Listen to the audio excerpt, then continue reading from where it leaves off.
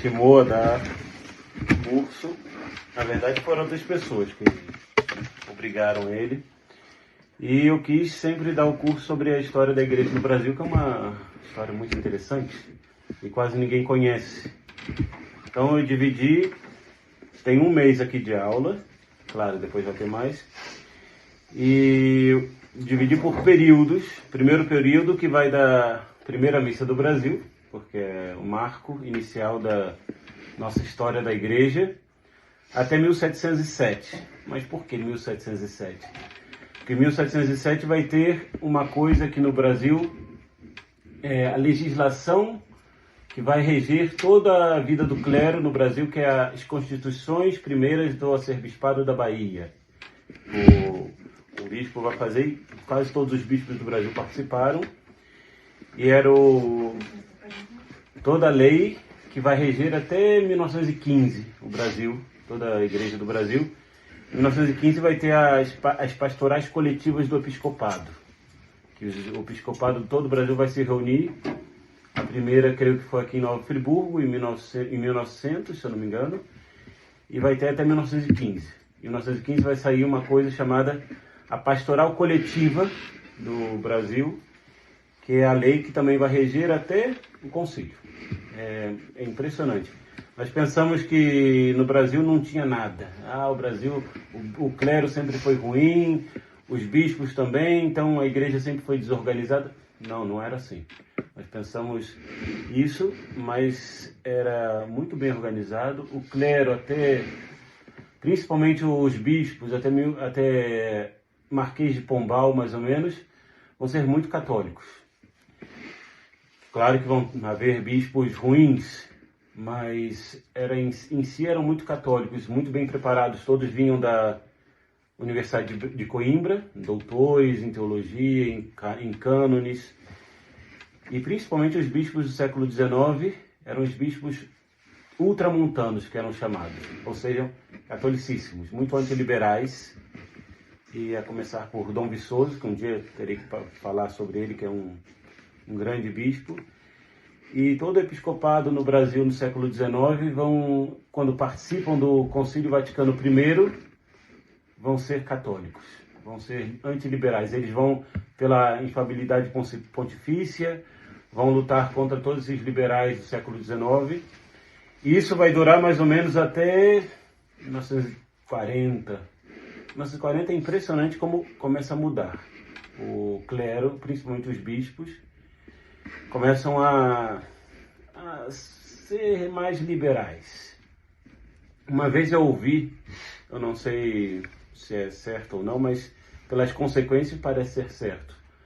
No Brasil houve a intentona comunista em 1935 e os comunistas ficaram. Por que não conseguimos implantar o comunismo no Brasil em 1935? Aí eles perceberam que não conseguiram por causa dos bispos e o clero, que eram muito católicos. Então eles começaram a se infiltrar nos seminários, né, e começa a diluir a doutrina nos seminários. Isso a gente vê nos 40, 50 e vai culminar com o Vaticano II. Então o primeiro período é esse, e vamos ver na primeira aula a visão de Dom Afonso Henriques, que é impressionante. Dom Afonso Henriques foi o primeiro bispo, o primeiro rei de Portugal. E na Batalha de Ourique, ele vai ter uma visão de Nosso Senhor. Nosso Senhor vai lhe aparecer, como vamos ver daqui a pouco, e vai falar que ele vai ser rei, que Nosso Senhor quer que ele seja rei de Portugal. Portugal estava lutando contra os mouros, um dos primeiros países que tira todos os mouros, os muçulmanos do seu país, e se torna uma nação confirmada pela Santa Sé. E aí Nosso Senhor vai falar que ele vai ser Portugal será um grande império. Esse império vai levar a fé a gente estranha, pessoas estranhas. Ou seja, o Brasil está aí nessa visão. Depois vamos ver a origem da Ordem de Cristo e do Padroado, nessa primeira aula. A Ordem de Cristo também, eles foram responsáveis por todas as conquistas de Portugal ultramar. quando nós vemos as cruzes da Ordem de Cristo nos padrões de pedra que eram colocados pelos portugueses nas nossas cidades, na África também, sempre tinha a Ordem de Cristo, a cruz da Ordem de Cristo. Aí podemos perguntar, por quê? Porque eles eram responsáveis pelas navegações e responsáveis pelas evangelizações. Depois vamos ver o relato de Pero Vaz de Caminha, que se os senhores nunca leram essa carta, devem ler. Essa carta não só do ponto de vista literário é uma joia, mas também do ponto de vista religioso. Porque todo mundo pensa, os portugueses vieram aqui só para roubar o nosso pau-brasil, nosso ouro, tudo. Nessa carta, o Pero Vaz de Caminha vai repetir várias vezes que a melhor coisa que o rei tinha que fazer aqui é converter essa gente para a fé de nosso Senhor Jesus Cristo. Na carta de Pero Vaz de Caminha.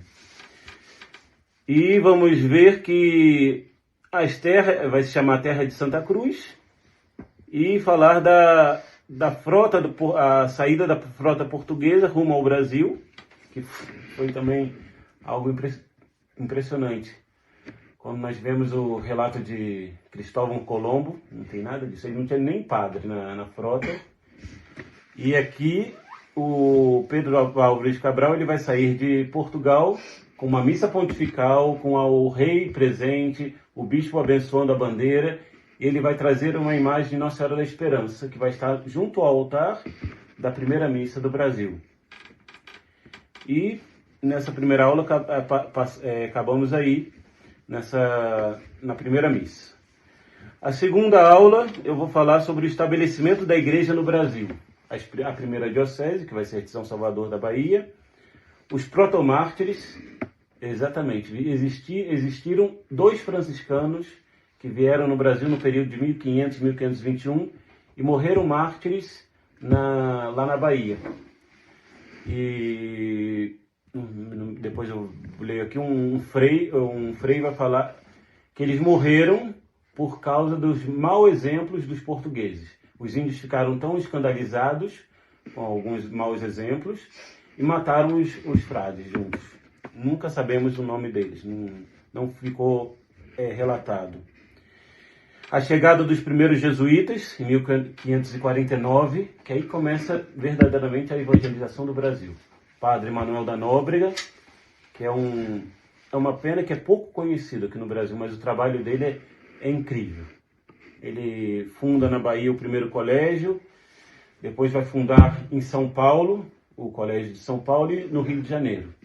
Ele morre em 1570, Padre Manuel da Nóbrega. E o estabelecimento a primeira diocese, a de São Salvador da Bahia, que vai ser 1551. Na terceira aula vamos ver as ordens religiosas que estiveram presentes no Brasil, primeiramente os franciscanos, depois os jesuítas, que vão chegar em 1549, os beneditinos. O Brasil sempre teve os beneditinos presentes. Eles fundam a primeira abadia na Bahia, que é a arquiabadia de toda a América, a abadia do Rio de Janeiro, depois a abadia de Olinda, de São Paulo, e vão ter vários pequenos mosteiros em todo o Brasil, principalmente na região de São Paulo, no Rio, na Bahia, na Paraíba.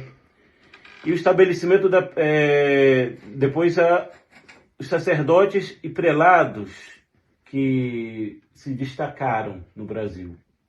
A quarta aula vamos ver a vida cristã no Brasil, principalmente a figura de Mendes Sá, a figura do Frei Palácios. Os 40 mártires foram mortos pelos calvinistas franceses nas Ilhas Canárias, que é Inácio de Azevedo e seus companheiros. Inácio de Azevedo já tinha estado no Brasil e o Padre Nóbrega pede, olha, mande missionários, estamos precisando. Ele vai ao Papa, pede missionários, estavam vindo 40 missionários para o Brasil, mas os franceses, como uma represália do que os portugueses fizeram contra eles no Rio de Janeiro, eles vão matá-los.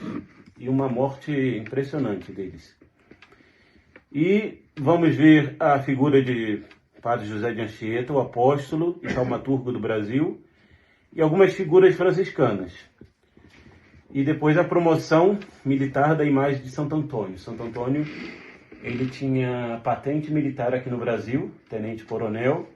Ele ajudou contra os holandeses.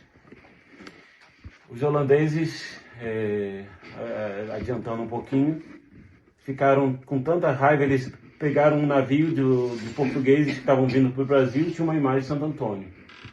Eles para blasfemar contra Santo Antônio, eles falam, dilapidaram toda a imagem e falaram que você nos leve ao Brasil. Jogaram a imagem no mar. Eles naufragaram, chegaram numa praia, conseguiram se salvar, e lá nessa praia estava a imagem de pé, de Santo Antônio. E eles foram pegos e os portugueses tomaram essa imagem e colocaram numa igreja lá na Bahia. Acho que a igreja de Nossa Senhora da Conceição da Praia. Essa imagem de Santo Antônio. E a quinta aula vai ser a ciência e a arte no Brasil nesse período. José de Anchieta, que é poeta e primeiro que escreve na nossa língua, um poeta de 3 línguas. Ele escrevia em latim, em espanhol, que era a língua dele, e português. E também o Guarani. Ele que faz a primeira gramática da língua brasílica, a língua do Tupi, principalmente. O Guarani era mais no sul. O padre Antônio Vieira, o maior dos oradores sacros e prosadores da língua portuguesa, e a arquitetura da Companhia de Jesus, que nada mais é que a arquitetura colonial brasileira. Às vezes queremos vamos fazer uma igreja gótica, uma igreja românica, e nos esquecemos que no Brasil tem a igreja colonial brasileira, que é algo muito simples, mas muito piedoso. E algo muito bem brasileiro. Nossa igrejinha de São Miguel tem um estilo dessas igrejas coloniais. Então, essa vai ser um mês de aula. Aí depois eu vou fazer as outras aulas. Os livros que eu tenho. Esse livro aqui é raríssimo. É os Temas de História Eclesiástica do Brasil, do padre Eleodoro Pires. Esse padre foi um grande historiador da década de 40, 50, aqui no Brasil. Ele fez um livro que ele fala, estou dando temas, mas depois vão ter padres que, por favor, desenvolvam esses temas. É um livrinho de só 518 páginas, que ele só colocou os temas. Imagine se ele tivesse escrito a história do Brasil. Esse livro, se vocês senhores quiserem, podem conseguir. Esse daqui a gente foi digitalizado todo e podemos conseguir. Esse livro aqui, na estante virtual, acho que você pode conseguir, é Breve História da Igreja do Brasil, de Monsenhor Maurílio César de Lima. Eu conheci esse padre, era um grande erudito, ele tinha doutorado numa das faculdades de Roma. Ele já morreu, claro. Ele morreu com mais de 60 anos de sacerdócio, quase 90 anos, e era um grande erudito. Era do clero do Rio de Janeiro. Ele entra no seminário menor do Rio de Janeiro com 10 anos. E eu não trouxe aqui, mas depois eu posso trazer a carta que a mãe dele escreve para ele quando ele entra no seminário, falando que você tem que entrar no seminário e vai ser padre e tudo. É uma carta belíssima de uma mãe para o seu filho que vai ser seminarista. E esse, Monsenhor Maurílio César de Lima. E outro livro, que também uma raridade que conseguiram fazer hoje em dia, é a História do Catolicismo no Brasil, acho que é padre esse daqui, Guilhermano Ramos Vieira. São 2 tomos e muito bem feito, muito bem documentado. Ele foi nos arquivos de Roma, nos arquivos do Brasil, para fazer esse pequeníssimo livro. O primeiro tomo vai de 1500 a 1889. O segundo tomo vai de 1889 até 1945. Graças a Deus não vai depois. Então, esses 3 livros que nós podemos conhecer, ter um vislumbre da história da igreja no Brasil e assim não pensar que o Brasil não tinha nada. Então, essa vai ser a nossa bibliografia pequeno curso. Na primeira aula vamos ver agora então o Brasil no milagre de Ourique, que não podemos falar dessa história sem falar de Portugal, nossa pátria mãe, e não ter ódio de Portugal. Quando nós vemos os países hispânicos, eles têm muito apreço pela cultura hispânica, pela Espanha. E aqui no Brasil nós até desprezamos Portugal. Desprezamos, os portugueses são burros, os portugueses são isso, são aquilo. Os portugueses eram um povo muito católico. E esse catolicismo vai perdurar até hoje. Nossa Senhora em Fátima vai falar, em Portugal não perderá o dogma da fé. E esse dogma da fé está explicado na visão da Batalha de Ourique. Então a Batalha de Ourique foi no dia 25 de julho de 1139. Que os portugueses tiveram que enfrentar os mouros. Os mouros eram os islâmicos, os muçulmanos. E os luzes em grande inferioridade. Era quase 100 mouros para um português. Era quase impossível ganhar essa batalha. E de acordo com a antiga tradição, Nosso Senhor vai aparecer a Dom Afonso Henriques. Ele que estava lutando, ele não era rei de Portugal, Portugal ainda não era um reino. Ele vai aparecer para ele e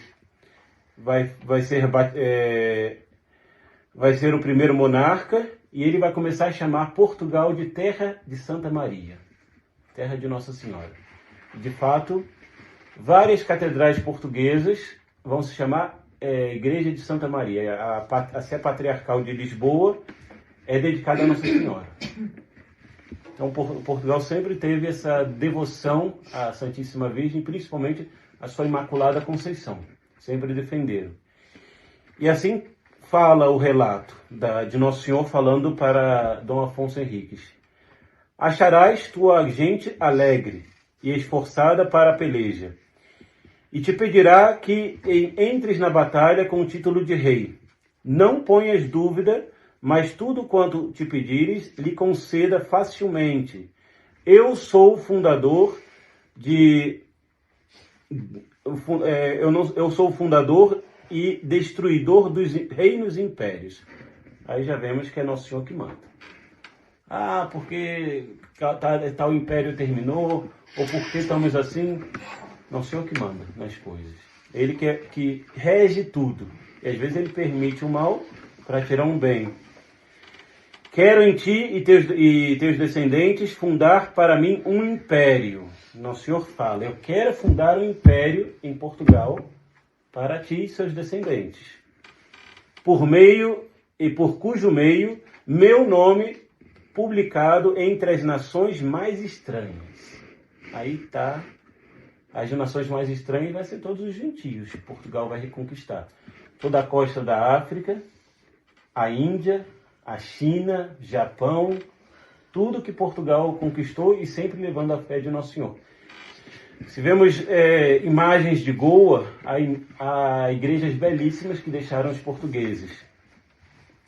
E comporás o escudo de tuas armas do preço com que eu remi o gênero humano, e daquele porque fui comprado dos judeus, e ser-me-á reino santificado, puro na fé e amado por minha piedade. Nosso Senhor só fala isso para eles. E de fato, se nós vemos o escudo de Portugal, que até hoje eles usam na bandeira, os senhores vão ver que tem uns escudinhos, e neles tem 5 chagas, nesses escudos. São as 5 chagas de Nosso Senhor, pelo preço que eu remi o mundo, e nessas 5 chagas tem as moedas de Nosso Senhor, que foi vendido para os judeus. E esse escudo de Portugal até hoje é usado. Então vemos aí que é Nosso Senhor que quer fundar o Império em Portugal e protege Portugal de todos os males. Se nós vamos à Europa, vemos França cheia de muçulmanos, a Itália também cheia de muçulmanos, a Alemanha, todos esses países. Em Portugal não tem muitos. Não tem, os muçulmanos chegam lá e vão para os outros países. Lá eles conservam que os muçulmanos não vão para lá. Uma das coisas, na providência de Deus, Portugal é um país mais pobre da Europa.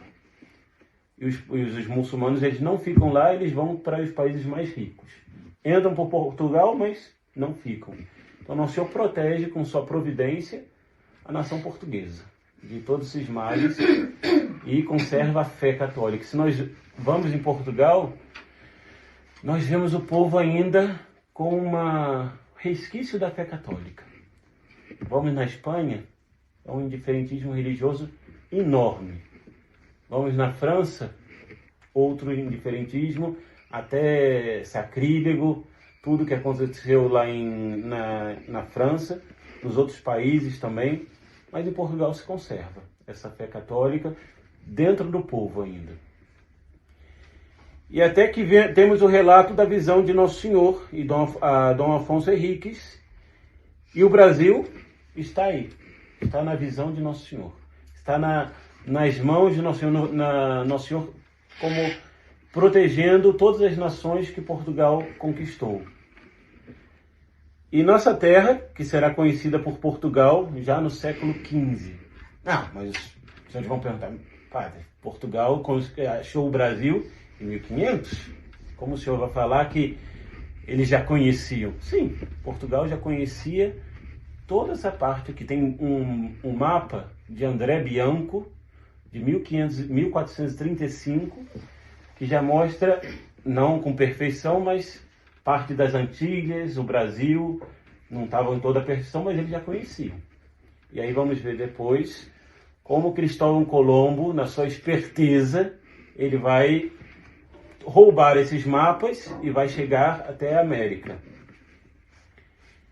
E Portugal, em 1500, quando chega aqui no Brasil, ele vai plantar o padrão. O padrão é uma coluna de pedra com a cruz da Ordem de Cristo e o brasão de Portugal. No Rio de Janeiro ainda se conserva o padrão que plantou lá, Estácio de Sá. E algumas cidades do Nordeste também ainda conservam os padrões. Mas quando eles chegam aqui, eles não colocam um padrão de pedra quando chegam na Bahia. Eles vão colocar a cruz de Nosso Senhor. Eles vão deixar uma cruz com as armas do rei de Portugal. Ou seja, eles vão deixar a fé de Nosso Senhor Jesus Cristo. E a primeira coisa que eles vão fazer é celebrar o sacrifício da missa.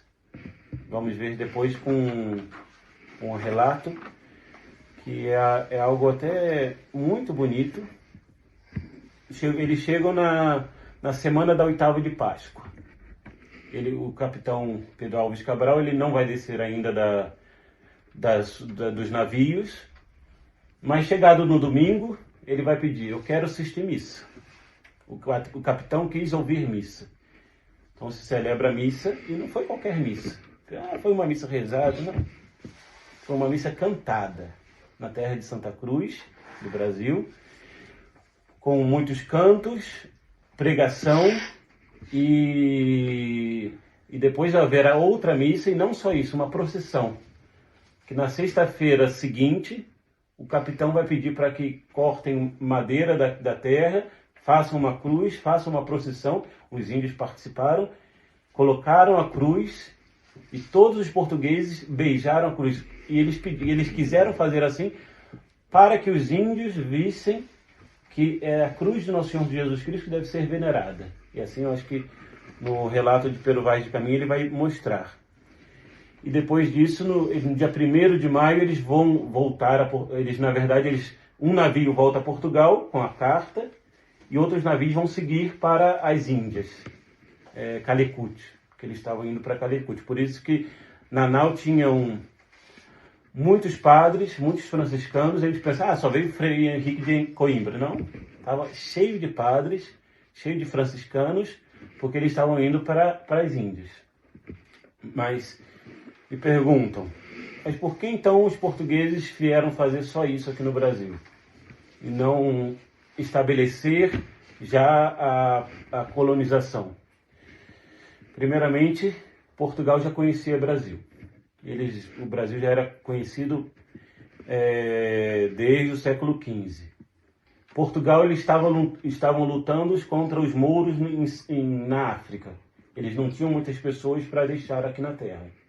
Então, quando eles estavam, como eles viram que Espanha estava cobiçando toda essa parte, eles agora temos que ir lá. Temos que colocar o padrão, senão a Espanha vai roubar tudo. Então eles vêm para cá, eles sabiam, eles passam mais ou menos pelas Ilhas Canárias. Mas eu estudei no colégio que um vento levou eles para o Brasil. Por quê? Para ir para o Brasil, eles sempre tinham que passar por ali, que é por causa das correntes de água. Se eles fizessem assim, as correntes podiam destruir os navios. Então eles passavam por ali e imediatamente chegavam aqui no Brasil. Então eles já sabiam direitinho onde era o Brasil e até a metragem, que era 1.500 milhas marítimas de um ponto para outro até chegar no Brasil. Isso estava já marcado em todos os mapas. Então Cabral não fez mais do que reconhecer essa terra que é o Brasil e oferecendo as terras que muito antes já haviam sido descobertas por navegantes portugueses. Portugal já era o dono do mar. Eles conheciam todo o mar. E existiam alguns tratados que foram feitos pelo Papa que já dividiam o mundo entre Portugal e Espanha, das terras não conhecidas. Eu acho que tem um tratado que os senhores não conhecem, que é o Tratado de Alcaçofas, de Toledo. Todos conhecem o Tratado de Tordesilhas. Sim, dividiu verticalmente o mundo entre Portugal e Espanha. Esse tratado é muito posterior. O Tratado de Alcaçofas dividia mais ou menos perto do México, na linha horizontal. Então toda a parte de baixo era de Portugal. Era cerca do México até todo o Brasil. Esse tratado foi em 1479. Chega Colombo, muito esperto, ele estava em Portugal, tentou com o rei português para vir nas Índias, ele conhecia o rei português, não quero nada, porque ele sabia que não ia dar certo. Então ele pega esses mapas e vai para o rei de Espanha. Olha, tem esses mapas, tem essa terra, eu acho que eu posso chegar na Índia. Por aí. Então ele chega na ilha da República Dominicana, Haiti, e descobri as Índias. De fato, ele morreu pensando que ele tinha chegado nas Índias, não que tinha descoberto algo. E Espanha fica muito impressionada, mas também com medo. E o rei português, quando soube disso, imediatamente foi falar com o Papa. Que isso? Essa terra é minha. Está dividida assim, como eles vão roubar? Quem era o Papa da época? Alexandre VI, um Borgia. Ele era espanhol. Então o Papa, o que vai fazer? Não dá um jeitinho. A gente divide verticalmente o mundo, é assim, essa parte fica para a Espanha. Dividindo a primeira vez a linha muito aquém do Brasil. O Brasil ia ficar uma partezinha só para Portugal. Portugal, não, vamos colocar mais para cá. E assim a Espanha conseguiu que as terras conhecidas ficassem para eles. Mas o primeiro tratado era horizontalmente. E Espanha conseguiu roubar essas primeiras partes. Então, essa história é muito interessante, que todos nós deveremos conhecer. Esse tratado de Alcaçofas, que não foi respeitado pelos reis de Espanha. Eles ficaram até com medo, mas eles conseguiram essa proeza porque o Papa era o Alexandre VI, um Papa espanhol. Então, o Brasil e todas as terras já eram conhecidas e Portugal já era dono de tudo isso, mas a providência quis que fosse passada para outras nações, mas já era conhecido. Então, depois temos que ver a questão do padroado. Todo mundo pensa algo estranho dessa questão do padroado, que ninguém não se entende bem. Mas o padroado nada mais era do que um privilégio que o Papa dava. Não era um direito em si, mas um privilégio que foi tomado de uma maneira mais extensa pelos reis portugueses, depois foi passado um pouco para a Espanha, que era que o rei era o patrono da igreja. Em si, era uma lei muito boa, ou seja, o rei, se era católico, ele tinha que dotar a igreja da benfeitoria, de melhoramentos, colocar os padres, ou seja, toda a parte religiosa que um rei católico deve fazer. Um rei católico não pode deixar a sua terra sem a parte religiosa, sem os padres, sem os bispos. E o Papa permitia que o rei nomeasse, mas tudo sempre depois ia passar pelo Papa, eu aceito ou não aceito. Mas foi um pouco alargado essa questão do padroado, que foi feito primeiramente pelo Papa, se eu não me engano, Nicolau, no século XV. Mas antes do padroado, nós temos que falar da Ordem de Cristo, porque todas as terras conhecidas por Portugal estavam sujeitas à Ordem de Cristo, porque eles que dominavam a navegação. Lembramos do Infante Dom Henrique, que ele constrói toda uma escola de navegação, a Escola de Sagres, juntamente com a Ordem de Cristo, que eram antigos cavaleiros templários. Foi uma jogada do rei de Portugal para não perder os cavaleiros templários, que faziam muitas coisas boas para o reino. Isso quando o Papa Clemente V, ele, sob forte pressão do rei francês Felipe o Belo, ele vai condenar os templários. Não, vocês estão fazendo coisas erradas, e manda queimar o prior da ordem, e toma todos os bens dessa Ordem de Cristo, que eram muitos, e dá para as outras ordens. Mas em Portugal, o rei conseguiu transformar a Ordem os Cavaleiros Templários em Ordem de Cristo. E assim eles continuaram sendo o que foram e ajudaram em todas as navegações. E para que isso não acontecesse em Portugal, o rei Dom Dinis, o rei Dom Dinis, ele vai pedir ao Papa para fundar uma ordem para que conservasse uma ordem de cavalaria, conservasse essa fé e que sejam feitas para as navegações e todas as conquistas de Portugal nos países, nas terras de gentios. Então, por isso que todas as velas das caravelas tinham a cruz da Ordem de Cristo, porque eles eram responsáveis. Então, todos os lugares chegavam os cavaleiros da Ordem de Cristo, e todas essas terras estavam sob a jurisdição dessa ordem, até 1551. O Brasil estava sob a jurisdição da Ordem de Cristo até essa época.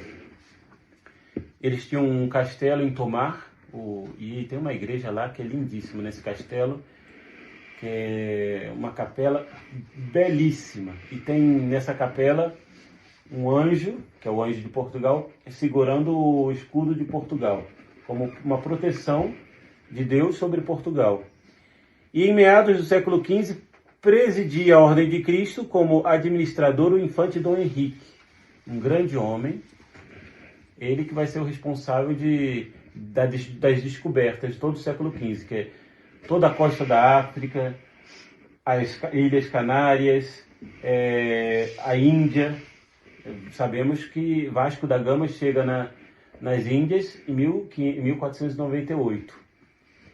E eles são os responsáveis, e eles conseguem passar pelo o Cabo das Tormentas, que era a pontinha da África, que nenhum homem tinha conseguido passar por ali, que é um lugar ainda muito perigoso, e começou a chamar Cabo da Boa Esperança, quando eles passam esse cabo e conseguem chegar até as Índias, que era o único caminho que tinha para chegar às Índias. Colombo, pensando que que não havia nada ali, ele, vou atravessar, é muito mais fácil.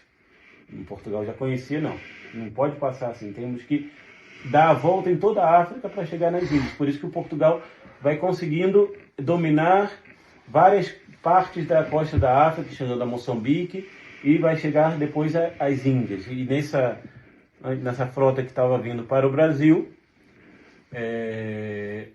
o rei tinha mandado uma comissão de pessoas para colonizar parte da Índia. Então eles passam no Brasil e depois vão para as Índias. E por isso, na expedição em rota para a Índia, comandada por Pedro Álvares Cabral, a frota trazia nas velas das naus a cruz da Ordem de Cristo, cuja bandeira se alçou ao altar quando foi celebrada a primeira missa. Vamos ver aqui depois no relato aqui, que antes de embarcarem, o bispo vai abençoar essa bandeira. Então vamos ver aqui o relato quando eles chegaram aqui no Brasil. É algo impressionante como ver a fé dos portugueses. Foi no domingo 8 de março de 1500 que dirigia-se Dom Manuel, rei de Portugal, com toda a corte, para a Praia do Restelo. Essa praia, quem já foi a Portugal ou já conheceu o Mosteiro dos Jerônimos, essa ermita ficava ali. Em Portugal, lá em Lisboa, bem em frente a o Mosteiro dos Jerônimos, tem o padrão dos descobrimentos, porque dali saíam todas as naus para as expedições. Então, a Praia do Restelo, onde já estavam as naus com as gentes de mar e de armas para juntos ouvir missa na ermida de Nossa Senhora de Belém, como vai descrever um dos cronistas da época. Então todo o povo estava ali, o bispo, o rei, antes da partida. Então Portugal sempre, quando partia para uma expedição, sempre tinha missa, sempre tinha as bênçãos da igreja. E de fato, Vasco da Gama, antes de ir para as Índias, ele vai em peregrinação ao santuário de Nossa Senhora de Nazaré, que fica em Nazaré, em Portugal. E ali tem uma imagem muito antiga, que dizem que foi esculpida por São José, Nossa Senhora de Nazaré, e fica ali, e Vasco da Gama vai a essa imagem pedir as bênçãos de Nossa Senhora para ir às Índias. E por ser domingo, despopulara-se Lisboa, o povo denso alastrava-se e revolvia-se pelas praias, e por entre as desenvoltas chusma dos mesteirais, com o gibão cintado e bozequins festeiros, ou seja, roupas de galas, os grados mercadores arrastavam capas negras e compridas. Aqui e além, os matalotes de partida a pé descalço, e rude cingido no peito, e o barrete vermelho para trás. É uma pequena capuz que se colocava na cabeça. Quando nós vemos as imagens antigas, tem esse capuz. E quando em quando mulheres dobradas de aflição, chorosas, ó mar salgado, quando o sal dessas águas são as lágrimas de Portugal, das mulheres que choravam pelos seus maridos que estavam saindo para nas navegações, e muitos deles não voltariam, então as mulheres começavam a chorar pelos seus maridos. E às portas da capela encontravam-se os filhos e maridos à Virgem do Rosário. Rodava o sol no alto quando chegou o rei com toda a sua corte, em altaneira cavalgada. Já Pedro Álvares, os capitães das naus e pessoas mais gradas se ajuntavam no templo. Celebra a missa pontifical o bispo de Ceuta. Aí um parênteses, a gente vê como que o Brasil gosta de uma pompa. E já de Portugal, sempre tinha uma missa pontifical antes da saída, sempre tinha uma procissão para que Nosso Senhor protegesse esses navegantes. Esse bispo foi Dom Diogo de Ortiz, matemático e cosmógrafo, E principia a cerimônia soleníssima. Dentro da ermida faiscavam as sombras, os elos dos colares, os broslados e guarnimentos de ouro e pedras finas. E sobre o altar, durante a missa, esteve alvorada a bandeira da Cruz de Ordem de Cristo. E pregou o bispo, dentro da cortina real, achava-se Pedro Álvares Cabral, mostrando o rosto grave de emoção funda.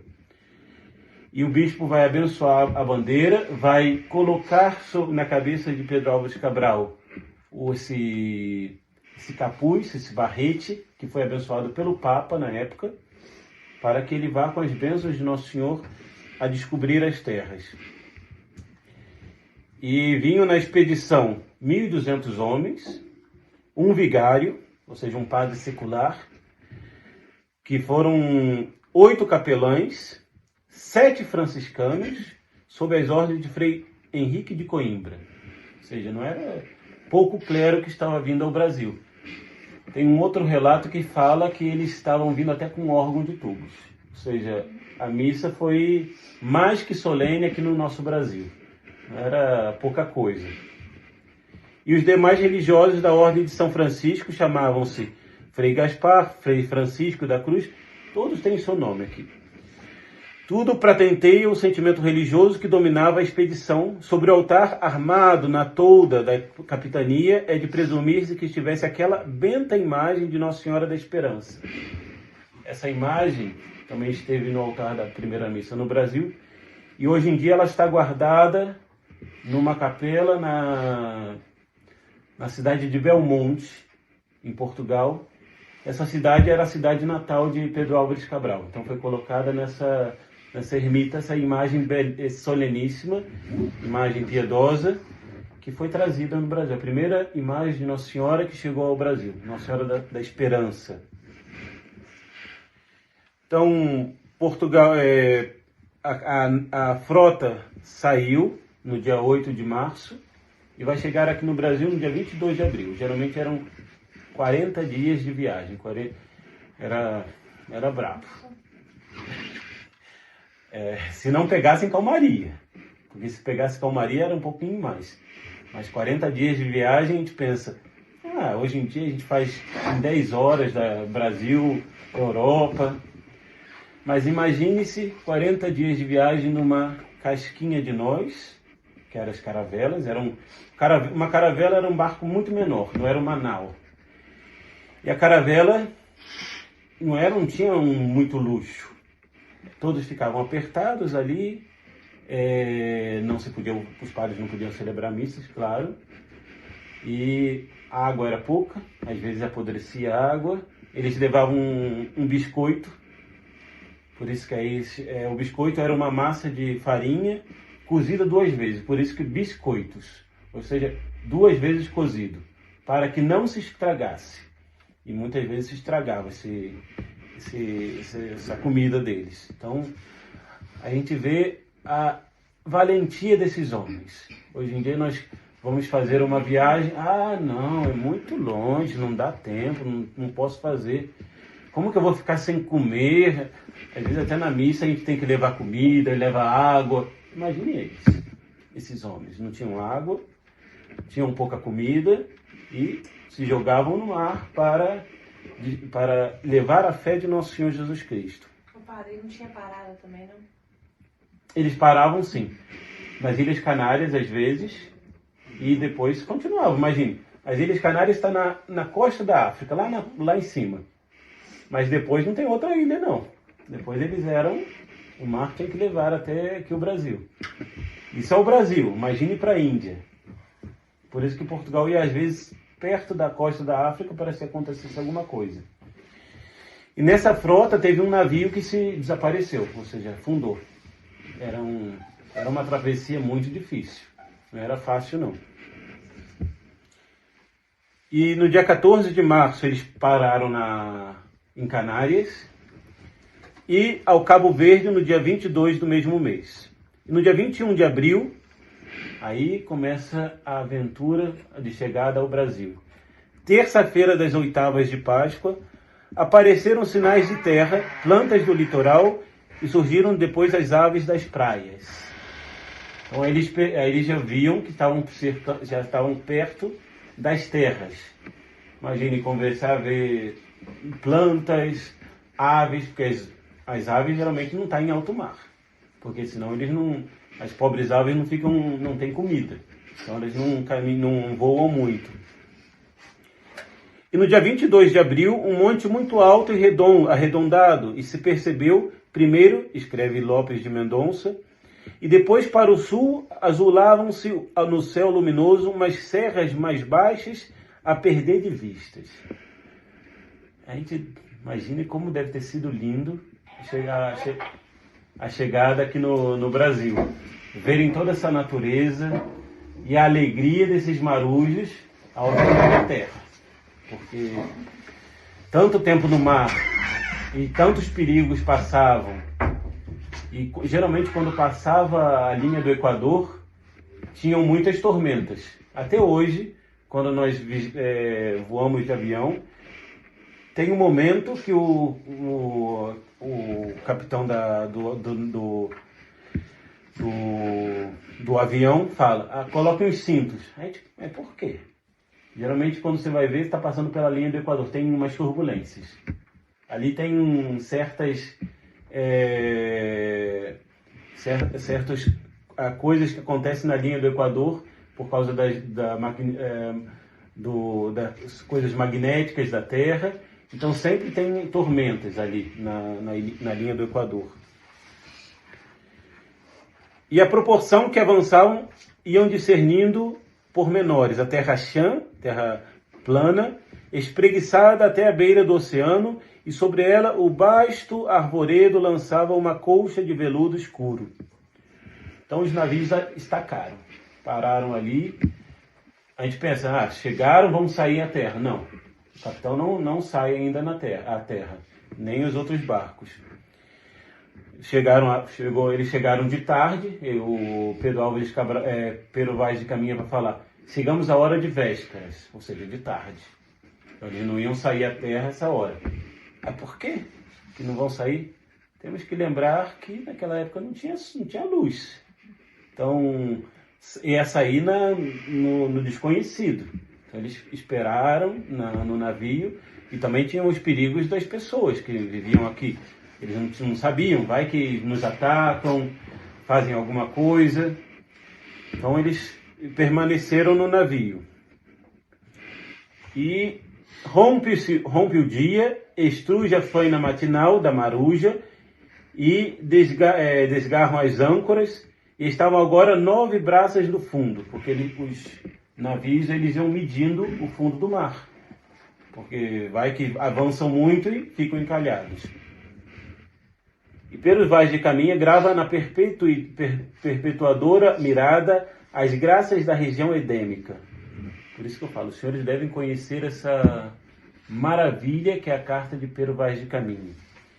E novamente surgem na praia os silvícolas, olhando curiosos e admirados a aparição estranha sobre o mar. Imagine nossos índios vendo aqueles navios chegando, porque não eram poucos navios, não era um, eram vários, com a cruz da Ordem de Cristo, eles ficaram impressionados. O que é isso? Edêmica vem de Éden, né? E renovaram-se na sexta e no sábado. O capitão ainda não tinha saído. E vários encontros entre os portugueses e índios. O capitão vai mandar um barco para que vá um barco pequeno para conhecer para ver como vai ser o encontro entre os portugueses e os índios. Não vão mandar todos os barcos, vai que matam todos e eles ficam sem ninguém. E o Pedro Álvares Cabral ele vai descer à terra no dia 26 de abril, porque era domingo, e domingo o que nós temos que fazer? Assistir missa. Ele tinha 8 padres lá, e o Pedro Vaz de Caminha vai dizer, o capitão quis ouvir missa nesse dia. Então vai ter a Santa Missa nesse primeiro dia. Mandou armar uma tenda e dentro dele um altar muito bem corrigido, como vai dizer Pero Vaz de Caminha, ou seja, um belo altar para a celebração da Santa Missa. E ali com todos nós, outros fez dizer missa, a qual foi dita pelo padre Frei Henrique de Coimbra, em voz entoada e oficiada com aquela mesma voz pelos outros padres, ou seja, era uma missa cantada. Em outro lugar eu li que era uma missa solene de diácono e subdiácono. Imagine nessa terra os índios vendo o esplendor de uma missa solene sendo celebrada por primeira vez aqui na terra de Santa Cruz. A qual missa foi ouvida por todos com muito prazer e devoção. E ali era com o capitão a bandeira de Cristo. Ou seja, a bandeira da Ordem de Cristo estava ao lado do Evangelho, alçada, como mostrando que Nosso Senhor vai tomar posse dessa terra. Nossa terra foi batizada com o sangue de Nosso Senhor e foi tomada posse nesse momento.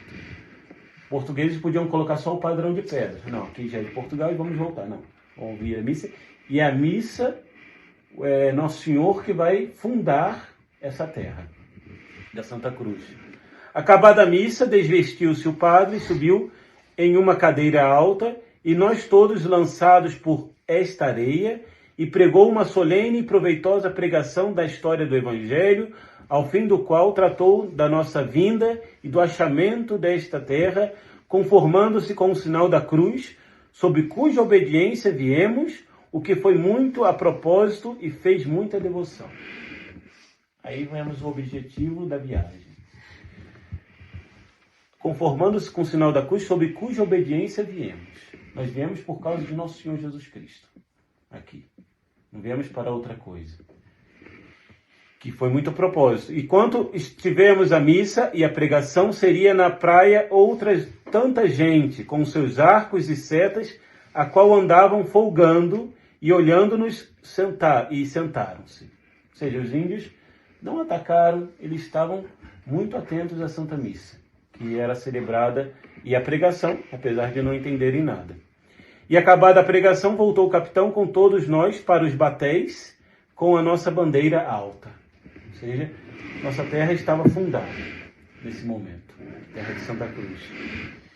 Então, aí vemos como que foi o descobrimento e como foi a chegada de Nosso Senhor a esta pequena terra, que é a terra de Santa Cruz, que eles colocaram esse nome. Então, aí vemos como foi impressionante.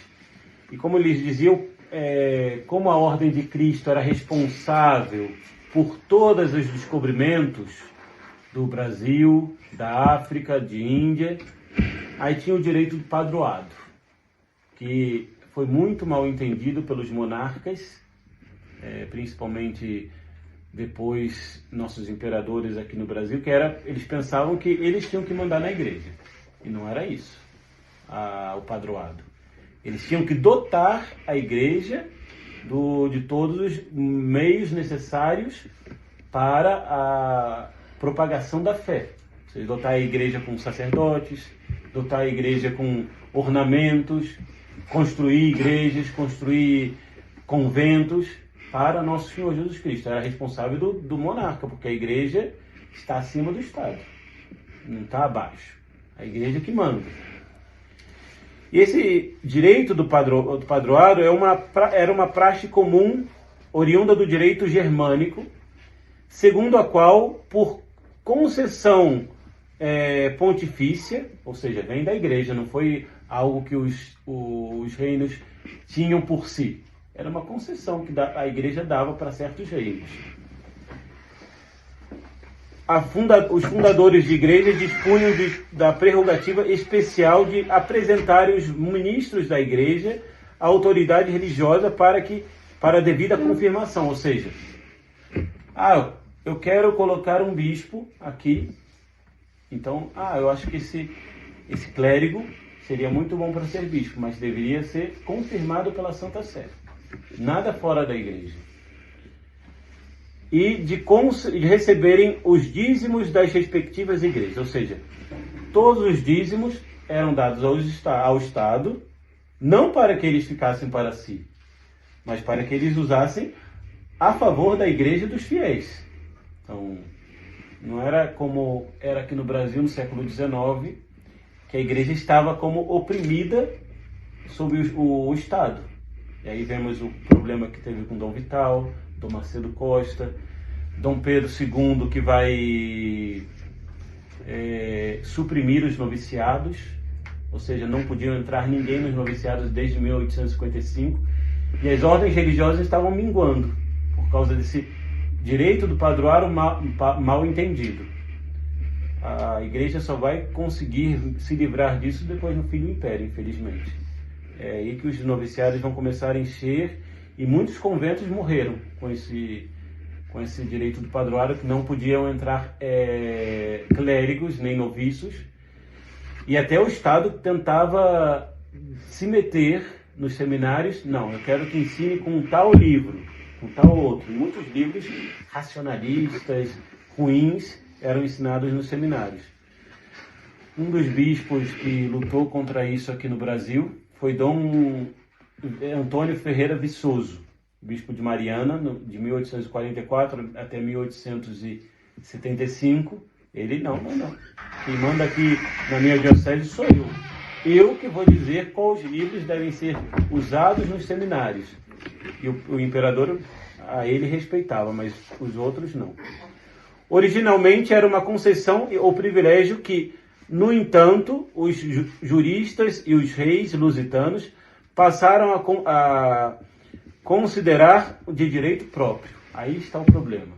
Eles consideram como, não, eu tenho direito. Isso é uma concessão que a Santa Sé dá aos reis católicos. E daí a razão pela qual, na qualidade de patronos, os monarcas portugueses, depois os imperadores brasileiros, terem exercido esse privilégio do padroado e com demasiada amplitude, sem suficiente base jurídica, e desta interpretação resultaram vantagens e prejuízos para a igreja. Quando os reis eram católicos, muito bom. Eram bem exercidos, eles dotavam as igrejas com todos os ornamentos, construíam igrejas, mas depois que eles começaram a se tornar liberais, eles oprimiam a igreja, porque sabiam que dali podiam tirar dinheiro. Um dos casos mais escandalosos que houve no Brasil foi a igreja de Nossa Senhora Aparecida, que estava exercida pelo direito do padroado. Existiam muitos fiéis que doavam coisas para a igreja de Nossa Senhora Aparecida, no século XIX, e a igreja começou a cair em ruínas, a igreja da padroeira do Brasil. Até que no final do século XIX começaram a reestruturá-la. Por quê? Todas as doações iam para o Estado, mas o Estado não fazia nada para manter a igreja. Eles ficavam para si com esse dinheiro e não revertiam para o culto católico. E com isso vai definhar a fé no nosso país. Mas quando era bem exercido, era uma maravilha. E depois vemos que esse direito do padroado vai ser como dos reis e a Ordem de Cristo. E por isso que o Brasil vai ter só uma diocese no final, na metade do século XVI. Porque para ter uma diocese era necessário que tenha uma cidade. E daí se fazia uma diocese. Então, a primeira diocese que foi feita no Brasil foi em 1551, que é da Bahia, muito tempo depois. E vemos, por exemplo, na América Espanhola, que havia muito antes dioceses, mas por causa desse direito da Ordem de Cristo, eles tinham dotarem de dioceses, fundarem cidades e todas as demais coisas para o culto divino.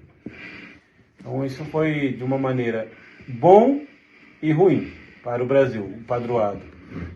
Mas não vamos adiantar-se. Vamos ver ainda essa carta de Pero Vaz de Caminha, porque ali está todo o começo, a promulgação da igreja aqui em nosso país. Eu escolhi algumas partes para serem lidas, não vou ler toda a carta, porque senão não vamos sair daqui hoje. Mas os senhores, como dever de casa, deveriam lê-la. Por exemplo, na segunda-feira, depois de comer, saímos todos à terra para tomar água. Ali vieram então muitos, mas não tantos como as outras vezes. Já muito pouco traziam arcos, ou seja, os índios aqui no Brasil eram muito dóceis.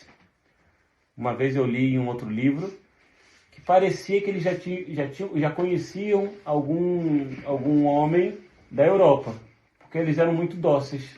Eles não lutavam, não atacavam os portugueses.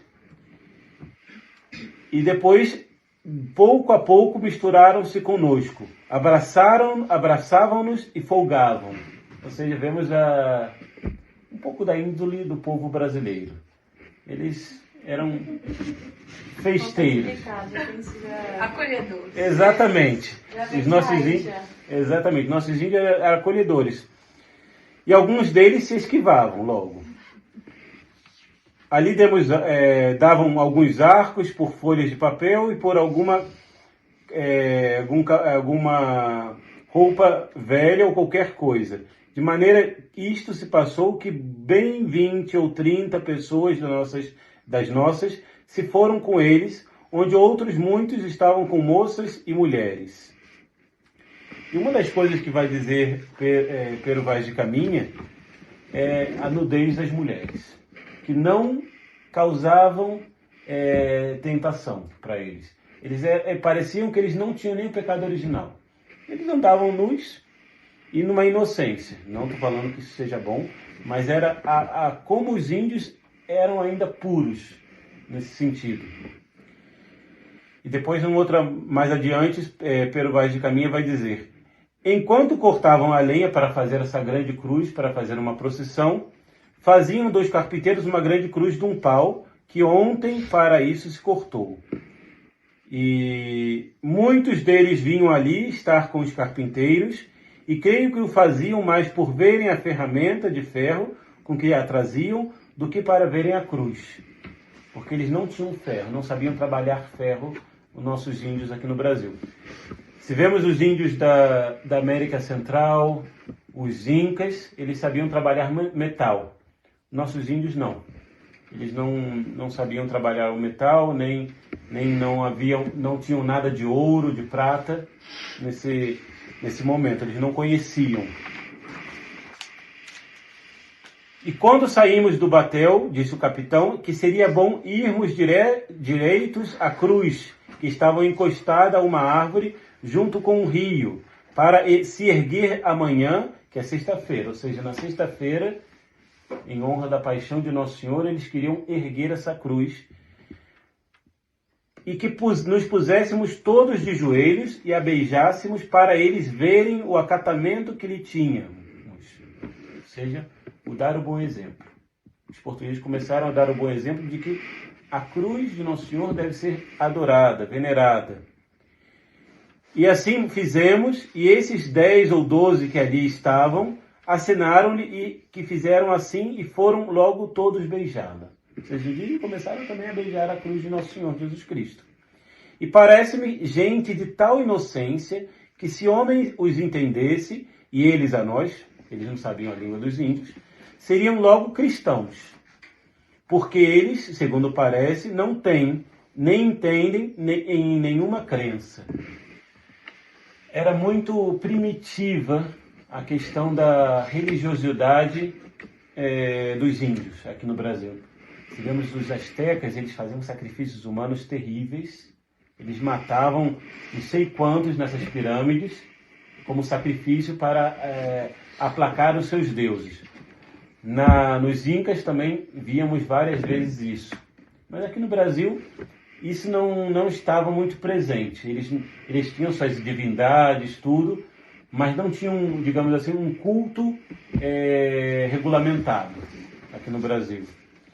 E, portanto, depois disso eles deixaram os degredados, as pessoas que vieram castigados para ficarem junto com os índios. E, portanto, se os degredados que aí que aqui hão de ficar, aprenderem bem a sua fala e os entenderem, não duvido que eles, segundo a santa intenção de Vossa Alteza, se hão de fazer cristãos e crer em nossa santa fé, a qual praza a Nosso Senhor que os traga, porque o certo esta gente é boa e de boa simplicidade. E de fato, quando chegam os jesuítas aqui no nosso Brasil, foi muito simples catequizar os índios. Logo começaram a fazer as reduções. Ah, mas reduções, o que significa isso? É uma palavra latina que significa reductio ad civilitatem, ou seja, redução à civilização. Os índios não tinham civilização nenhuma. Então, antes de que eles fossem deixados numa cidade, eles tinham que ser, ao menos, civilizados. Tem um relato de um padre que foi com os Guaranis no século 17 e 18, lá no sul do Brasil, aqui do sul. O padre Antônio Sepp tem um relato que vale a pena os senhores lerem, Notícias de Minha Viagem, se eu não me engano, mas se encontra esse livro de padre Antônio Sepp. Ele conta que os índios eram muito dóceis, mas também eram muito difíceis do trabalho. Os padres davam um arado, davam um boi e falavam: você tem essa terra aqui para trabalhar. Depois os padres iam fazer outra coisa. Quando voltavam, os índios já tinham matado o boi com a relha do arado, já tinham com os paus feito uma fogueira e já estavam comendo o boi. No churrasco. Exatamente. Aí, ó, tá vendo? Tudo aí. Ou seja, aí o padre o que fazia? Tinha que castigar os índios. E os índios agradeciam os padres. Muitos deles agradeciam. Muito obrigado. Tinham que fazer isso várias vezes, não era um dia não. Os padres tinham que dar a comida cada dia para esses índios, porque se desse toda a comida do dia, eles comiam tudo numa hora. Então, dá o almoço, a janta, cada dia. Esse relato desse padre é muito interessante, porque lá no sul tem a redução de São Miguel, só fica as ruínas hoje em dia. Ali só tinham 5.000 índios nessa redução. E você já, então 5.000 índios, então devia ter uns 10, 20 padres. Era um padre só, às vezes, para cuidar de todos os índios. E era difícil, porque o padre era juiz, era sacerdote, era enfermeiro também, que às vezes tinha que fazer a sangria nos índios, cuidava de tudo. Era uma graça de Estado impressionante. Então tinha que reduzir a civilização esses índios. Não era fácil, não foi uma tarefa fácil. Para só assim depois que eles pudessem ir para as cidades. Porque se eles fossem assim para as cidades, os portugueses ou os espanhóis davam um bom exemplo a eles. Eles caíam nas piores barbáries. E, portanto,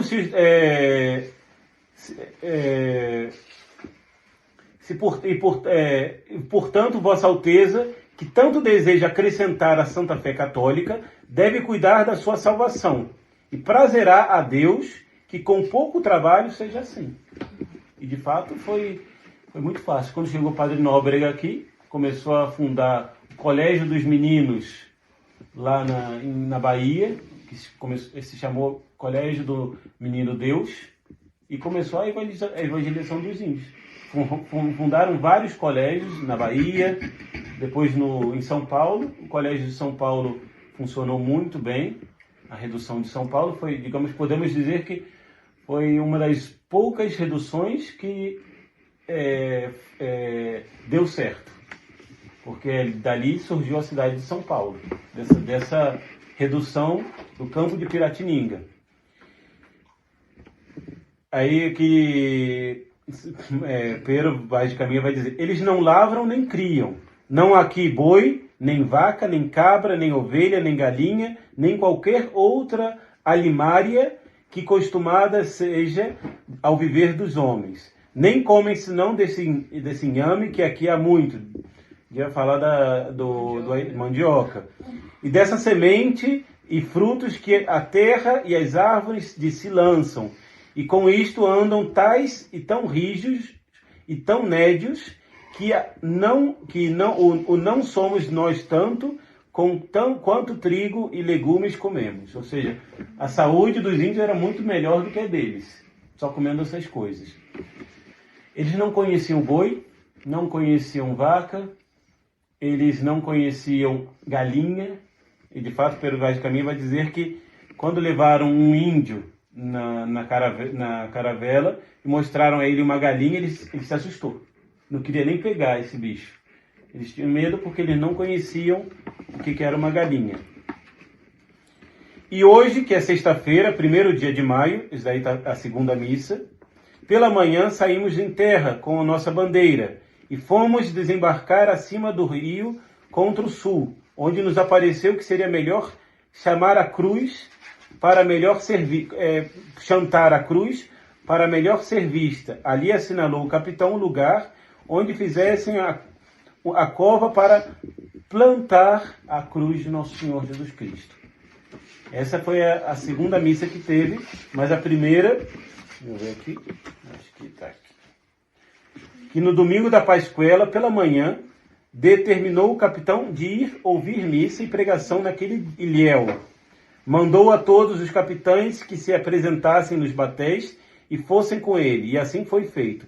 Mandou naquele ilhéu armar uma tenda e dentro dele um altar muito bem corrigido.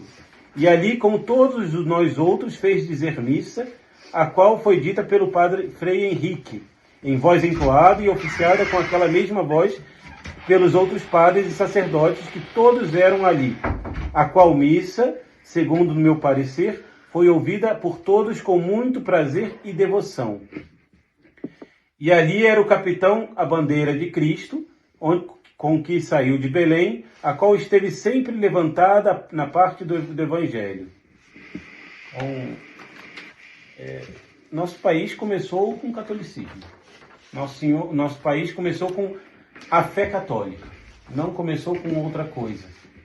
E tem um livrinho muito interessante, que é uma conferência de 1900, que fala a primazia dos portugueses nos descobrimentos. E nesse livrinho o autor vai falar que Portugal sempre levou sacerdotes e aqui no Brasil começou com a Santa Missa. E vai falar depois, na expedição de Colombo, ele fala que não havia nenhum sacerdote nesse momento, não teve missa. Mas aqui no Brasil começou com a Santa Missa, não começou com outra coisa. Padre, nessa primeira e segunda missa, tinha comunhão para os fiéis que estavam ali? Creio que para os portugueses, sim. Aqui fala que o capitão comungou. Sim. Eles eram católicos. A primazia, esse livro que o senhor disse? Agora, depois eu posso procurar, a primazia dos portugueses nos descobrimentos. Porque, não, Colombo descobriu a América, Colombo chegou a... Como eles dizia no começo, Portugal conhecia toda a América já. Ele tinha esse mapa de André Bianco, do século de 1435, onde já apareciam as Antilhas e o Brasil. Era chamado Terra do Bacalhau. E aqui o Brasil era chamada Terra de Papagaios, que eles conheciam assim. Então, Portugal já conhecia tudo. E foi por isso que o primeiro tratado de Alcaçofas era linha horizontal. Tudo de baixo era de Portugal. Se os senhores procuram na internet como que era o tratado de Alcaçofas, a linha passava mais ou menos quase na metade do México. E tudo para baixo era de Portugal. Depois vai vir o Tratado de Tordesilhas, e tudo para baixo era de Portugal, menos as Ilhas Canárias, que eles deram para a Espanha. Como Colombo chega aqui, e já era a terra de Portugal, os reis espanhóis ficaram com medo, porque chegaram numa terra que não é nossa. Vai ter briga, vai ter guerra. Então, os reis de Espanha vão ao Papa Alexandre VI, olha, muda isso, que senão vai ter briga. E era o Papa, então ninguém pode falar nada. Então o Papa vai traçar uma linha vertical no mundo, só que quase no meio do Atlântico, essa linha, a primeira linha. Portugal, não. Não é assim, não. Então puxaram mais salvando o que Colombo onde Colombo tinha chegado. Então vemos que Portugal já conhecia tudo, mas eles depois os espanhóis tentaram tirar as outras partes. E Pedro Vaz de Caminha vai ao terminar a carta aí, que vai ser umas partes mais bonitas. Que aí ele vai falar mais da fé, como que o rei deve mandar gente para batizar os índios e catequizá-los. Ele vai dizer assim: é por isso, se alguém vier, não deixe logo de vir clérigo para os batizar, porque já então terão mais conhecimento de nossa fé pelos 2 degredados que aqui entre eles ficam, os quais ambos hoje também comungaram. Ou seja, se a gente vai ver alguns autores que vai falar da descobrimento, tem um autor que eu não gosto, agora eu me esqueci o nome dele, mas é muito, muito ruim. Ele, não, aqui no Brasil só ficaram degredados, gente má, que não tinha nem fé, e Portugal deixou aqui como castigo. Aqui vai falar esses degredados que ficaram aqui comungaram, ou seja, não eram católicos. Entre todos estes que hoje vieram, não veio mais que uma mulher moça, a qual esteve sempre presente à missa e a quem deram um pano com que se cobrisse. Ou seja, aí vemos a modéstia que os portugueses já tinham. Muito bem, se quer assistir a missa, vamos descobrir. Não vai assistir assim dessa maneira. Puseram-lhe ao redor de si, porém ao sentar não fazia grande memória de o estender bem para cobrir. Assim, Senhor, a inocência desta gente é tal que a de Adão não seria maior quanto a vergonha. Ora, veja Vossa Alteza, se quem em tal inocência vive se converterá ou não, ensinando-lhe o que pertence à sua salvação. Acabado isto, fomos assim perante eles beijar a cruz. Despedimos-nos e viemos comer. E ele vai dizer também que quando levaram os índios para as caravelas, eles levaram acho que 2 ou 3 índios, e eles viram as contas de um rosário, eles ficaram impressionados com isso e deram esse rosário para eles, para ver como os portugueses tinham a fé, rezavam.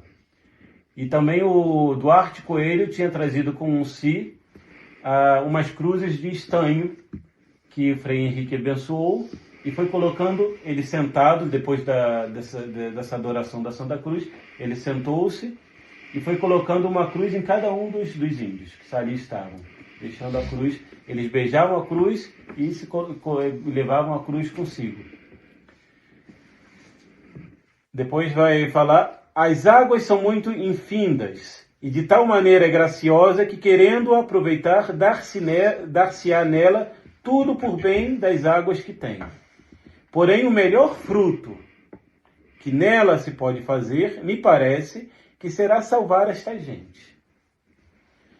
E esta deve ser a principal semente que Vossa Alteza em nela deve lançar. Ou seja, os portugueses sempre preocupados com a evangelização, com a salvação das almas dos que aqui estavam. Nada dessa besteira que nós ouvimos nas escolas. Os portugueses vieram aqui para roubar tudo, vieram aqui para destruir nossa gente. Não, eles vieram aqui para salvar as almas. E essa é uma característica muito impressionante da colonização portuguesa e espanhola, em contrapartida dos descobrimentos dos ingleses e franceses. Os ingleses, principalmente, eles vinham e destruíam todos os habitantes da terra. Quando foram nos Estados Unidos, sobrou um índio lá. E aqui na nossa terra, os índios eram preservados. Não vou falar que não houve uma parte ruim, que mataram, claro, porque todos nós temos o pecado original, e eles também tinham. Haviam pessoas boas e pessoas más.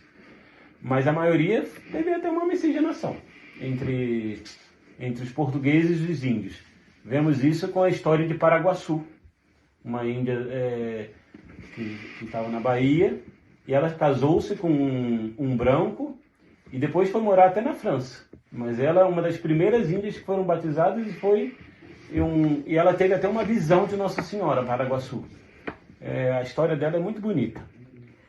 Vemos também na expulsão dos holandeses do nosso território, principalmente do Nordeste, que foi a primeira vez que nós tivemos um exército puramente brasileiro. Ali estavam negros, índios e brancos, lutando contra os hereges holandeses. E um deles que mais se destacou foi um negro, que hoje em dia ninguém fala mais dele. Se fala de Zumbi dos Palmares, mas ninguém fala dele. Hoje em dia ninguém tem a memória dessa pessoa. Depois falam, os negros, porque não fala dele. Desse que foi teve uma patente militar aqui no Brasil. Quando chegarmos nessa época, vamos falar sobre ele. Mas nossa terra começou com a igreja. A igreja sempre esteve presente. E aí começa a nossa história da igreja, aqui no Brasil. Não vai começar muito rápido, porque como sabemos pela história, 1500 chegou, 1501 teve a circunnavigação no Brasil, 1502 teve algumas pessoas que vieram, mas o estabelecimento de alguma cidade vai ocorrer só 30 anos depois, que é a fundação da cidade de São Vicente, de São Paulo. Ali eles vão começar a fundar por Afonso... agora me esqueci o nome dele. Vai fundar a cidade, vai colocar, e vai ser a primeira igreja que vai ser dedicada a Nossa Senhora da Conceição, vai ser em terras brasileiras, primeira igreja da América. E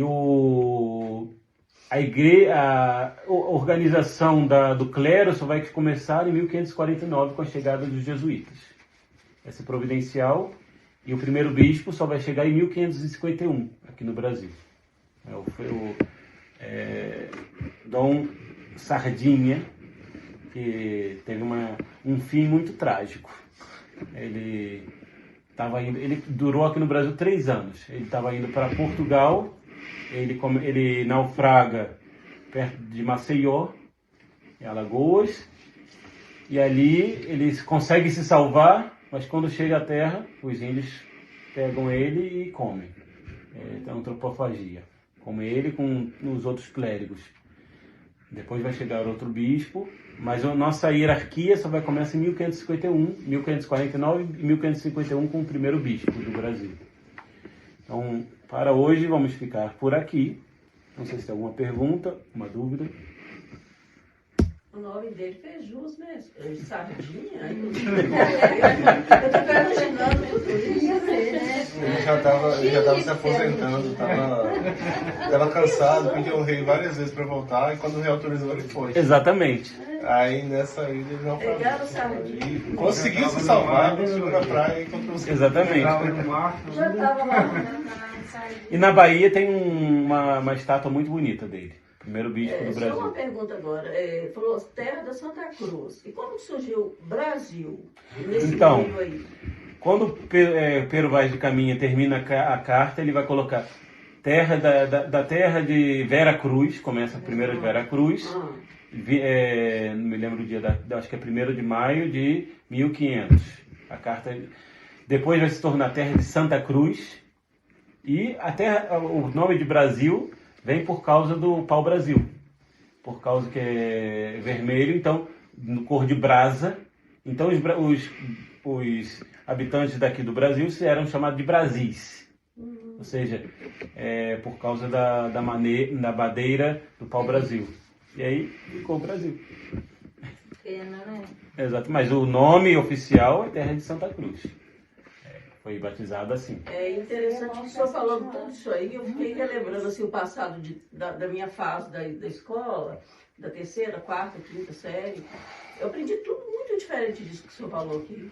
Tudo muito A diferente. gente aprende a troca, né, dos espelhos com Não, só se fala disso, não, porque os índios... Assim, pega esse espelho. teve. Não. Porque aí no ensino médio, o professor vai falar que o Brasil, os políticos é corrupto, que só deixou os bandidos aqui. Não, pelo contrário, tinha gente muito boa.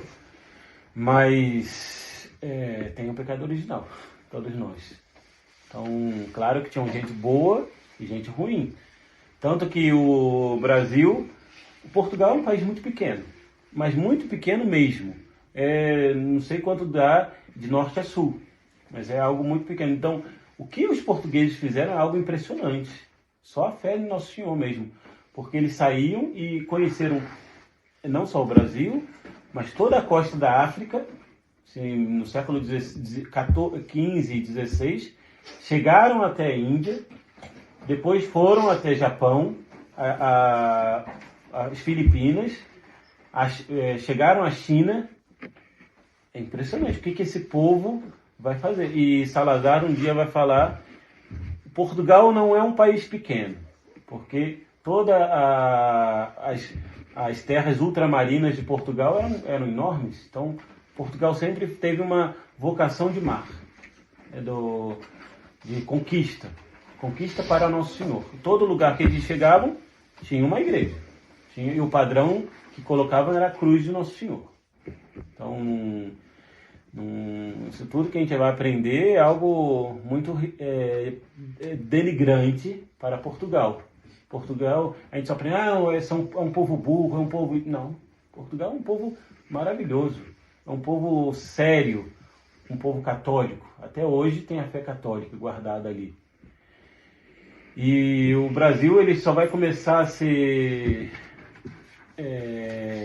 colonizado como deve com as capitanias hereditárias. Como era um país pequeno, o rei vai dividir o Brasil em várias partes e vai dar essas capitanias a vários nobres para que chegassem aqui e fizessem as coisas que devem fazer na terra, fundassem igrejas, conventos para evangelizar.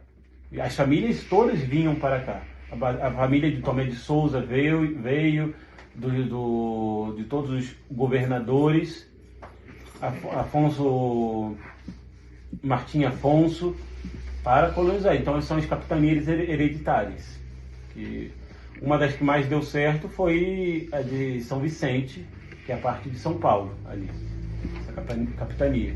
E de fato foi a primeira cidade a ser fundada, a cidade de São Vicente, lá no litoral de São Santos. Paulo. Isso. Primeira capitania. Mas aí, no caso, Portugal vem trazer essa situação orgânica e de fé, mas no caso os índios, porque assim, eu falo também que na escola tem muita aquela coisa assim, Portugal veio tomar posse, mas de quem era o Brasil era dos índios, né? Não. A gente eles estavam aqui, mas só que eles não eram civilizados.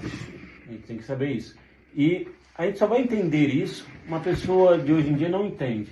Porque temos que ter a fé católica. Entendi. Porque quando não tem, não vai entender. Não entende a fé católica. Por que Portugal veio para cá? Para trazer a fé. E por que o Papa vai dividir o mundo? Ele não divide o mundo. Todas as nações que já eram civilizadas, já tinham um reino, ele não podia mexer nisso. Mas todas as terras que não estavam para conhecer, o Papa tinha direito. O Papa é senhor do mundo.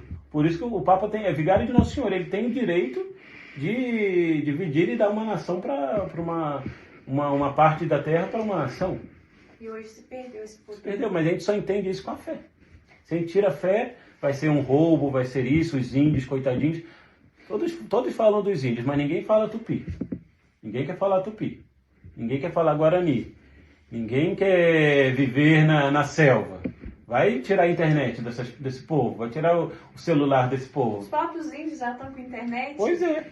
Tem um livro lá em casa, eu acho que eu para alguém esse livro, mas fala que lá pelas tantas da civilização que os índios não queriam mais aquela vida. Eles iam ver na questão dos estudos, né? Eles Sim. queriam ir estudar, ter essas coisas. E de fato, outra mentira que se fala nas escolas, que os jesuítas, os portugueses, os espanhóis, chegavam aqui, roubavam tudo dos índios e eles ficavam na miséria. Se a gente estuda as missões jesuíticas no sul do Brasil, é impressionante as escolas que eles fundavam ali. Os índios não tinham nada, eles iam para as missões, a redução, e ali eles ensinavam a ler, a escrever, e não só português ou espanhol, o latim, eles aprendiam música, tanto que esse padre Antônio Sepp falava que os índios faziam instrumentos musicais nas missões de São Miguel melhores que os instrumentos da Europa. Nessa missão de São Miguel tinha órgão de tubos, tinha cantos, tinham imagens belíssimas que os índios faziam. Eles chegaram a fazer até uma cópia de um cálice que o Papa Urbano VIII tinha dado para um dos padres. Eles copiaram o cálice todo. Ou seja, quando houve essa guerra por causa levada pela maçonaria, de tirar as missões dos padres jesuítas, os índios choravam. Eles não queriam sair das missões. Eles queriam ficar ali, mas eles tinham que sair. Então abandonaram as missões e voltaram para a barbárie. Mas muitos índios, e se eu não me engano, teve um índio da missão de São Miguel que fez um trabalho para apresentar na Europa, dizendo que estava errado o que eles estavam fazendo. Não pode fazer isso. Tinham o direito de ficar ali. Então, tudo isso que a gente aprende é uma mentirada.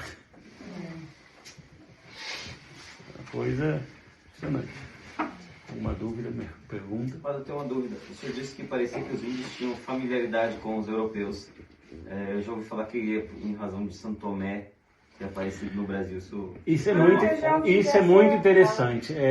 Monsignor Gomes, ele vai escrever num livrinho falando que a evangelização do globo, que houveram 2 evangelizações do globo terrestre. A primeira feita pelos apóstolos, porque Nosso Senhor vai dizer: ide por todo mundo e pregai esse evangelho. E os apóstolos levaram isso ao pé da letra, que é um preceito de Nosso Senhor. Então, antes do ano 43, que foi quando teve a dispersão, eles foram por todo mundo. Às vezes por milagre, mas vemos esse livrinho de Monsignor Gomes, ele vai mostrando todos os lugares que ou os apóstolos foram ou outras pessoas. E aqui tem a tradição muito grande de São Tomé. Tanto que o padre Manuel da Nóbrega, quando chega aqui, ele fala: não, eu cheguei lá e eles tinham uma tradição que um tal Zumé veio aqui, Zumé, e disse que vocês viriam. Ou seja, que a primeira evangelização foi feita pelos apóstolos e a segunda foi feita para a instituição da igreja. São Tomás vai falar a mesma coisa, para instituir a hierarquia da igreja. Então, primeiro São Tomé veio e depois, muitos anos mais tarde, veio para instituir a igreja. E aí veio outros missionários. Mas eles tinham essa tradição e falavam: não, eles se vestiam como vocês, pregavam a mesma coisa. Então a tradição continua. Existiam algumas tribos indígenas que tinham características muito peculiares de que tinham recebido uma moral católica. Por exemplo, não tinham poligamia, havia tribos com monogâmicos, não havia antropofagia, havia uma certa organização ali religiosa que se assemelhava em algum aspecto ao catolicismo também. Eram algumas tribos que tinham essas características, né? E que isso refletia de algum modo o contato que eles tiveram com São Tomé. Há em Salvador uma praia chamada São Tomé de Paripe, onde se reza a lenda que há uma pegada do apóstolo. A famosa pegada de São Tomé. A pegada dele lá. Mas não foi só aqui no Brasil, teve em outros lugares, acho que no Paraguai também tem uma tradição dessa, mas os apóstolos foram, todo mundo. Então, evangelizaram Nosso Senhor. E também os índios ainda conservavam a tradição primitiva que vinha de Adão. Então tinha elementos da fé católica ainda, misturados com paganismo, porque o demônio não descansa. Então, o demônio sempre quer colocar areia nas obras de Nosso Senhor, mas conservavam certas tradições. Assim como os pagãos da Europa também tinham certas tradições primitivas que vinham de Adão. Por isso que Nosso Senhor vai escolher um povo no meio daquela barbárie toda do paganismo, que é o povo judeu, para conservar a tradição, conservar a revelação do Deus verdadeiro. E esse povo é impressionante que ele não foi dado para pensar, foi dado para obedecer o que Nosso Senhor tinha dado, a revelação. Aos gregos foi dar um pensamento, os romanos a lei jurídica, mas os judeus não. Eles tinham que conservar a tradição dada por Nosso Senhor, a revelação. Como é que é? O judeu, o povo judeu não pensa, Não era pra você ser... verbalizar uma coisa que é difícil de a gente cogitar, né? Mas é isso mesmo, né? O povo hebreu, ele recebeu a revelação e ele guarda. Exatamente. Era para guardar a revelação. Se eles tivessem sido fiéis, eles seguiriam para o catolicismo, claro, mas como não foram, eles abandonaram Nosso Senhor. Tanto é que quando eles inventaram de raciocinar sobre a religião, vai surgir a cabala, né? Exatamente. Vai dar tudo errado.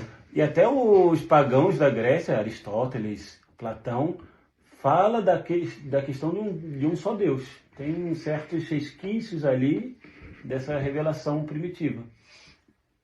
É muito interessante isso. Virgílio também fala de algo na Eneida sobre isso. Porque todos os povos tinham certos resquícios da revelação verdadeira. Mas os gregos chegaram a essa conclusão mais pela razão natural, né? Razão natural, exatamente. Platão e Aristóteles Não foi pela revelação, é totalmente naturalmente. Mas é algo muito mais trabalhoso.